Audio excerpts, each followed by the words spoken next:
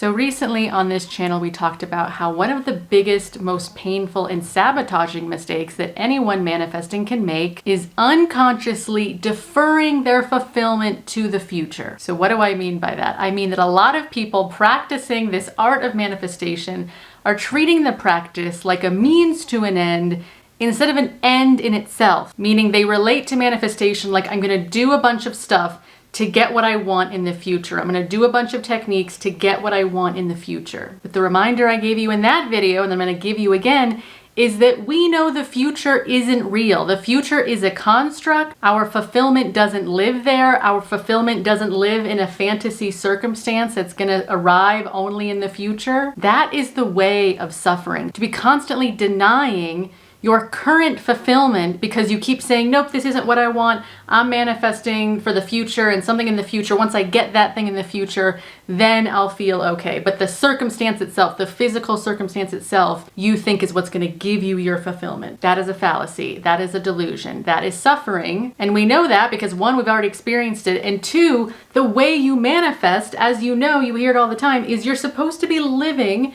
in the energy of already having it. You are saying, this current moment that I'm in right now is enough. I'm not waiting for a magical future circumstance to fix me or save me. I am claiming that right now, this moment is enough. Not only is enough, but this moment encompasses the experience that I want to have of having my manifestation. You are acknowledging that it's here now. It's not out there in the future. It didn't get ruined somewhere in the past. Both the past and the future are now just total constructs of the mind. We know as spiritual manifestors that all we have is now. And to really harness our spiritual power appropriately, we have to really keep grounding in that this now moment is the only thing that's real. So therefore, in this now moment, I have to stake my claim right now and say, this moment is enough and I have everything I want. But a lot of you in that video where we already talked about this, brought up, how do you integrate your current pain, your current discomfort with this now moment? How do you integrate that wound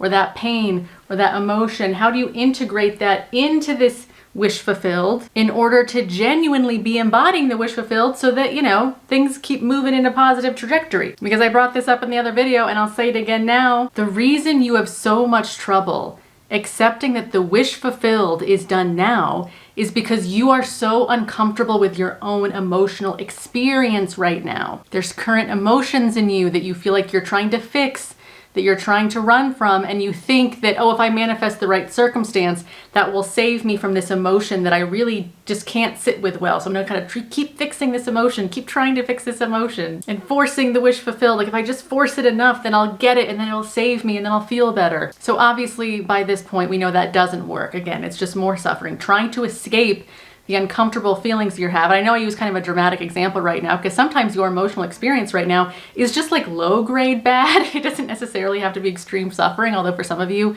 you are in extreme suffering. But for others of you, you're just like not really used to maybe embodying your emotions a little bit deeper. It's not that you're in a ton of suffering, but it's just that you don't know how to connect emotionally with yourself as fully as maybe you'd like to. So that is what this video is about today, and I'm going to share a personal success story about this thing that I'm going to explain to you so that you see directly how what I'm going to explain to you is manifestation. It does work really well, especially if you do have a lot of old emotional energy that you do need to purge and integrate into the wish fulfilled. So let's get deeper into it. First of all, I realized I never introduced myself. I just went on a rant, but here I am. My name is Genevieve. I am a spiritual teacher, a manifestation coach, an energy worker, and I'm here to teach you manifestation in a very deep, healthy, and successful way. Because when you're doing this in a way that's energetically healthy, psychologically healthy, that's when you actually get good results. So if you like my style of teaching and coaching, there are lots of ways you can work with me. There are courses I have listed down below in the description, so you can look through those and see which course might be the best fit for you to do right now. Or you can do private coaching with me if you want someone to talk about your life with your circumstances and have me coach you through, your specific stuff that you're going through right now. So check out all the links to everything down in the description below. And if you don't do any of that today, I just ask that you give this video a like and subscribe to my channel if you get a lot of value out of this. And as always, I know that you will. You already have. Okay, so let's get into this. How do you really make this now moment enough. Because again, it's just emotions that are blocking you from perceiving this now moment is enough. And I really have to say that very strongly, because for a lot of you, you also go back to, well, no, it's actually this circumstance. It's the circumstance in my life that really bothers me. So it's actually the circumstance that's the problem. It is not the physical circumstances of your life that are the problem. It is your feelings about the circumstances that are the problem. Write that down, because that's very important. It's very empowering for you to realize it is not the circumstances of your life. Circumstances don't matter. You hear us say that all the time. It is not the circumstances of your life that are blocking you from getting your manifestation. It is your feelings about the circumstances and your inability to healthfully handle those feelings that is quote unquote blocking you from the wish fulfilled. So with that said, one of the first things I want you to really get in the habit of is whenever you catch yourself looking out at a circumstance and complaining about it or worrying about it or getting in some sort of a negative state about it, that is your sign to yourself, I have an emotion coming up that I need to simply sit with. That is your sign to yourself to get out of your head, because the head stuff, the thought stuff, all of your thoughts are symptoms of a deeper emotional energy that has no way to get out of you except to go through old pathways that it's used to. Some of you are very wrongfully thought, because there's literally lots of science to back this up. Feelings actually don't start from thoughts. Thoughts come from feelings. And there's a lot of people on the internet who are currently teaching law of assumption and claiming that it's thoughts that cause feelings. No, there is studied neuroscience to back up that thoughts come from feelings. Feelings are the origin. There's a body sensation going on. Your brain is picking up on it, and then your ego picks up on it, and then it goes, oh, there's a problem. And this happens so quickly, so habitually, you don't even know. It makes sense that you don't know how to tell the difference between did this thought come first or this feeling come first. Because it's so habitual, so automatic. The neural pathways are so refined that you think it was your conscious thought that came first. You don't even realize that it was a feeling in your body that came first. And I'll also say, a lot of your feelings, especially your repressed feelings, are not even consciously really felt. Your conscious mind is a really small part of your full consciousness. There's so much going on in your full consciousness, your subconscious, your unconscious, that you are truly unable to access. Like especially stuff in your unconscious, it's memories, emotions, stuff that is so repressed down in there, you don't even realize it's still in there, and it's still playing a part in your nervous system and in the way your brain is making meaning out of stimuli. So anyway, I say that not to overwhelm you. I didn't mean to go down a deep rabbit hole here, but I just to say that because too many people don't understand brain science, and they don't understand that it's not your thoughts, it's not your conscious thoughts that are controlling everything in your body. Your body is actually bottom up, not top down. But of course, thoughts can pattern feelings even more, so that a state builds, you have this feeling come up, oh my God, thoughts that immediately match it, and now it's reinforcing the feeling, and now it's got, oh, there's a whole back and forth going. All I want to clarify is that your feelings are actually coming first. There's something happening in your body, something deep in your body, because maybe, like I said, maybe it's a very subtle feeling, but your sign that the feeling is there is if the thoughts about, again, you're worrying about something, you're mentally complaining about something, you're angry about something, your sign is if you're starting to have mental chatter about it, that means there's something in your body that wants your attention. Because here's the other thing. The feeling in your body is often just crying out for help. It just wants validation. And your ego, your conscious mind, has no idea what to do with that feeling except to project it onto a physical circumstance, because all the ego knows is like physical reality stuff. So your ego is the one that's in charge of, oh, there's a weird feeling in me. It's this thing's fault. This thing out here, I need to change that, I need to fix it. Once that's fixed, then I'll feel better. That's all your ego's silly but understandable reasoning. But the bottom line is we need to come into the body, ignore whatever the ego is projecting and feeding off of. And I get it. Sometimes, I'll just say here to validate you real quick, sometimes the ego is picking up on very legitimate things to be upset about. I get it. Of course, there's physical 3D circumstances that are bothersome. So I'm not saying that like there's not real things in your life to be bothered about. I'm saying that we need to stop engaging in the mental chatter about those things and realize we need to come into our bodies and go to the root, and the root is simply an emotion, a feeling, a sensation. So the next part is, well, how do we address this? Well, first things first, you have to address this by knowing that these feelings, these deeper emotions, which again are often very repressed old wounds, old wounded patterns, you are going to learn how to have a very different relationship to those feelings. And by that I mean, in the past, you would feel something you didn't like and you would think, oh, how do I make this go away? How do I fix this? I really don't like this. I need to make this go away. I need to be happy. I need to figure out my life. You know, the mental chatter stuff. But now you are going to be learning to really allow, love, and accept every single feeling, emotion, and sensation that comes up in your body. And I will say this is not for the weak. It sounds very simple to just say it out loud to you right now, but I get it. The experience of allowing all of your emotions, especially the really negative ones like fear or deep rage or just deep grief, like those are uncomfortable feelings to feel. But the healing path, the manifesting path that we're on, we're learning that we are the operant power and we get to decide how to interact with this energy within us no matter what. We don't have to habitually label it as, oh, this is something bad happening, this means I'm not fulfilled. That is the mind that did that all these years. Now we're acknowledging that there is a ton of power locked away in these feelings that we've either repressed for so long, we've denied for a long time, we've run from. There is legitimate power in these feelings. And now feels like a good time to share my personal success story that just happened. And I'm gonna share this because it just happened to just happen. And I was like, wow, this is such a good example of this very video that I was planning on making. So I'm going to tell you the story because it will exemplify the teaching here and it'll make sense to you. So something about me personally is that I am an anger repressor, and a lot of women are, but also a lot of people in general are, but especially women. We are conditioned to not show our anger, especially if we grew up in a home that was dangerous in and of itself. Like if I showed my anger or disapproval, that would get me heavily punished. So instead, I am trained, I'm conditioned, I'm socialized to be like, you know what, just be good all the time. Just figure out how to fawn and be a really good girl. And maybe if you're good enough, maybe if you act good enough, you'll be liked and you'll be approved of and no one will hurt you and no one will bully you. That is the really common rationale that a very young, wounded, unsafe child easily comes up with. I'm sure a lot of you can relate. But growing up with that kind of conditioning,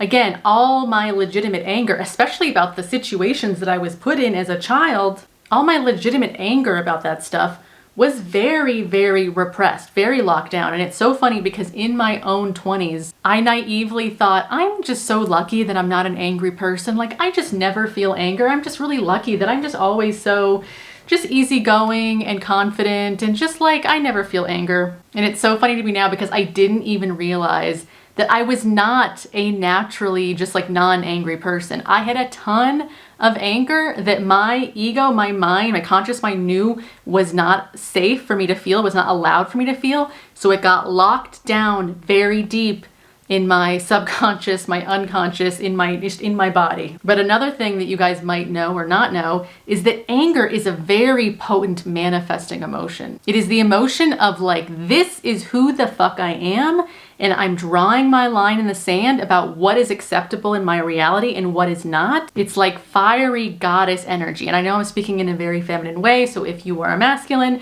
then just adapt this to be whatever matches you. But healthy anger is a potent, empowering, and boundaried emotion. So when you have been trained to not feel your anger, anger isn't safe, you often become a people pleaser, you become codependent, you become overly giving and selfless, you often become anxiously attached in relationships where you will just give and give and give to this other person, just hoping that they'll choose you. So now that I'm very aware that I am an anger repressor and I can accidentally go back to anger repressing if I'm not kind of staying on my anger work, my anger shadow work. So the story is, the other day I decided to go into an anger releasing meditation, and it really is exactly what it sounds like. It's not fancy, it's simple. I just went into meditation and really felt my anger, really allowed it, really approved of it, and I felt it. Sometimes that means that you're gonna cry when you're feeling your anger. Sometimes that means you're gonna shake.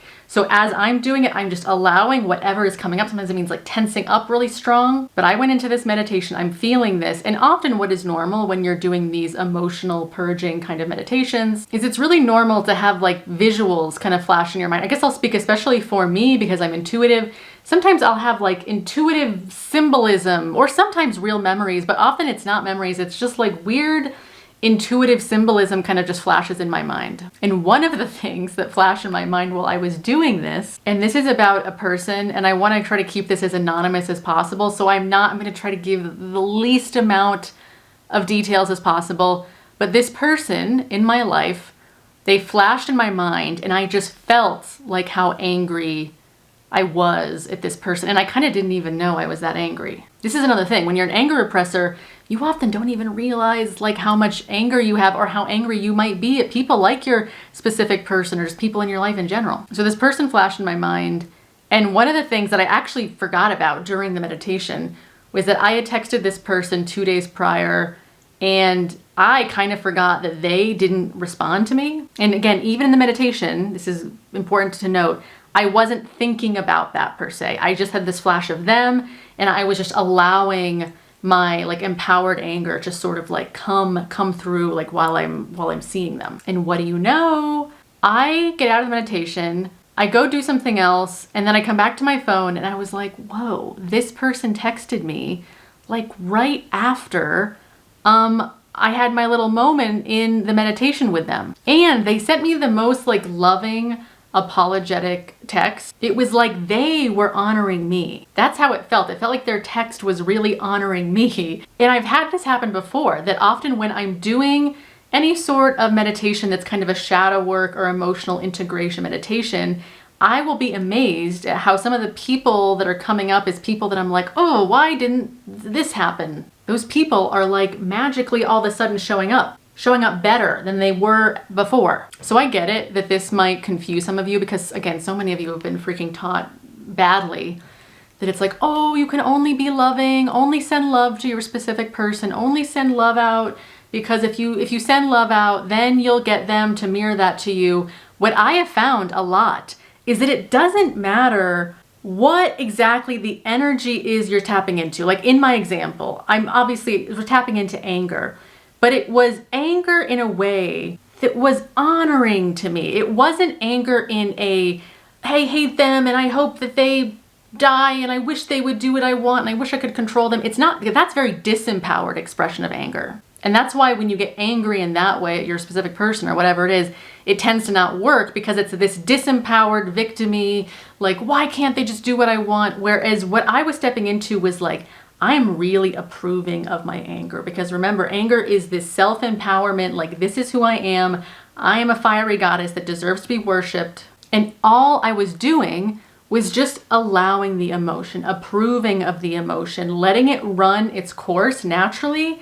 And I was not going into negative stories about it. I was not making the anger mean, oh, because I'm angry, that means I can't have what I want and my manifestation won't work and I'm angry and it's because of this circumstance and the circumstance is so hard. I wasn't pushing out the anger into any stories. It was just me in that intuitive state, going into my body, feeling it, allowing it, honoring it. And then, whoa, people are honoring you, honoring back to you the honoring that you give yourself. That's where the true mirroring comes in. Manifestation is a result of energy directed in a certain direction. And this is why I say your emotions, especially those locked away, repressed ones, are extremely powerful. They're powerful fuel for your manifestations. And this is why if you're in your head, bypassing your emotions, just being like, no, I don't feel bad, I feel really good and my SP loves me and everything's going great, but really you're just like trying to thwart off like all of these feelings that you don't want to feel. It's like no wonder your manifestation's not working,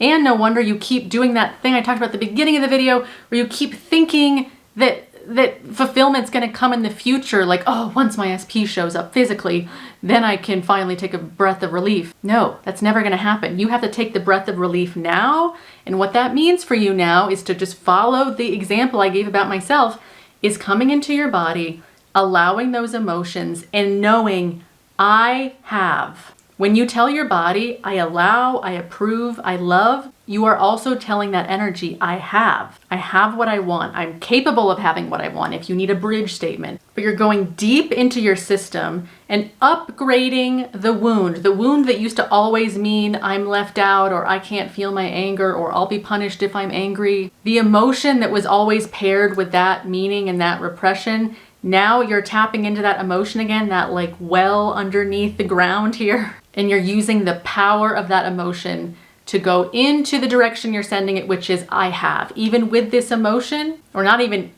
with this emotion, but just with this emotion, I have. It doesn't matter what the emotion is. Whatever emotion is genuinely authentic to you, claim it and use it and say, I have everything I want right now. I am allowing and I have what I want right now. And that practice over and over and over again of not bypassing your emotions, but actually allowing them, claiming them, deeply getting more comfortable with emotions you used to be really not comfortable with, that is going to get you much more comfortable, cause a natural shift in you, a genuine natural shift into the wish fulfilled of like, okay, now I am comfortable in this current moment and I can just say, yeah, I have everything I want right now. What I want doesn't live in the future in some circumstance. It lives in me right now, in the energy that I'm embodying, because I am claiming my genuine emotions and saying, yep, these emotions, these are safe and I approve of them, I allow them, and I get everything I want. All right, this is good for today. I am glad you guys are here. I'm glad you guys got this information. I just really want you to trust yourself more. So much of also what causes you to emotionally bypass and be constantly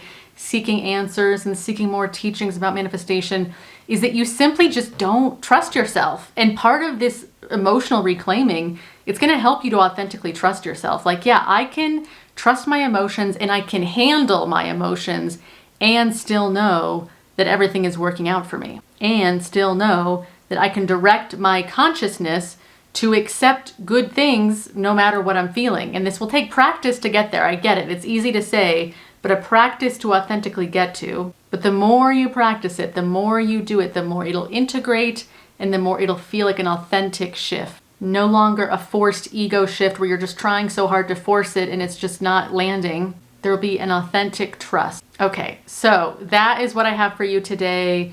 Please let me know your thoughts, your comments, all of that down in the comments below. And as I said at the beginning of the video, or somewhere near the beginning of the video, but you can check out the courses, the coaching. I also have group coaching I do for the platinum tier membership of the membership part of this channel. So if you ever want to do group coaching with me, you can find that too in the description below. So thank you guys for being here with me today. I will see you all in my next video.